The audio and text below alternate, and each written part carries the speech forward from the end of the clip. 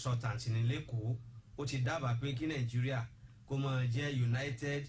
African Republic ọkọ̀ yìí kílẹ̀ rí sí. ntí onímọ̀ràn wa mú wá ó dáa lóòótọ́ ṣùgbọ́n a tún ṣẹ̀ṣẹ̀ bẹ̀rẹ̀ ni pẹ̀lú ọkọ̀ tuntun ntẹ́mi ìbá sọ ni wípé mo sọ pé ẹ̀yà mẹ́tẹ̀ẹ̀ta níṣòro tiẹ̀ tí haúsá ní àìlè mójúkú ká lówó báyìí ká lọ sùn Yorùbá lè ṣe ntí yíbò ní ni wípé yíbò ń ṣiṣẹ́ o ṣùgbọ́n yíbò mọ tara ẹnìkan àìsàn Yorùbá wà o àìsàn tí Yorùbá ni wípé ọgbọ́n ìpa pọ̀ jù ọgbọ́n ìpa pọ̀ jù ṣé wàá rí tọ́gbọ́n bá pọ̀ jù náà alẹ́ ẹ̀kúlé agọ̀ ni ó tún bára rẹ̀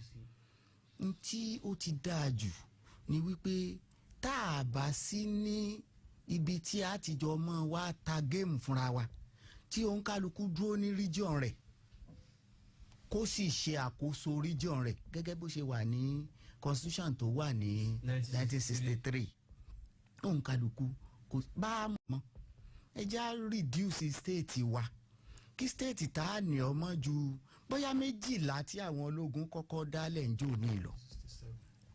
torí ìṣòro àkọ́kọ́ ni pé state tá a la gbà káàkiri wọn ò lè dá dúró wọn ò ní ọrọ̀ ajé tí wọn ò fi dá dúró tá a bá wá ní kọ́ńkálukú kọ́ dúró láàyè rẹ̀ àwọn state kan ó kù fúnra wọn ni o torí federal ti ń fún wọn lówó ibòmíì ni ti ń generate owó ní south wọ́n ń ta epo wọ́n ń kó fún àwọn state kọ̀ọ̀kan ní Kaduna Kano nǹkan Jigawa wọn pa Jigawa ọ̀dà o ṣùgbọ́n tí mò ń sọ ni wípé wọ́n ń pín owó tí wọ́n pa níbòmíì fún ṣe jẹ́ ní tó lówó ọ̀páwó àwọn tí wọ́n mọ ṣe kí wọ́n ó ṣe ebi àwa ń ṣe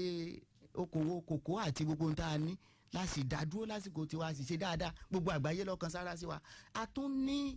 ìmọ̀ ìjìnlẹ̀ tó jẹ́ pà ń ta ìmọ̀ ìjìnlẹ̀ èèyàn tá a fi ń rí owó àfi bí ìpá nǹka owó nú afẹ́fẹ́ ṣé wá rí tí a bá lè ṣe ní ilẹ̀ Amẹ́ríkà constitution tí wọ́n ní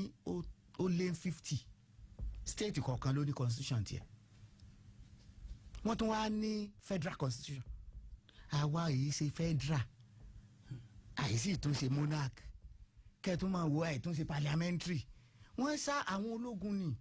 wọ́n sáwà mú ní àwọ̀nù bọ́ọ̀nù wọn kì bọ́ra wọn kí wọ́n lè fúnra ara wọn jèrè Nàìjíríà mo sọ fún yín pé ojú kòkòrò nìṣòro àkọ́kọ́ kí wọ́n lè fúnra wọn jèrè Nàìjíríà bẹ́ẹ̀ ni gbogbo ohun tí wọ́n gbé kalẹ̀ kí wọ́n jèrè.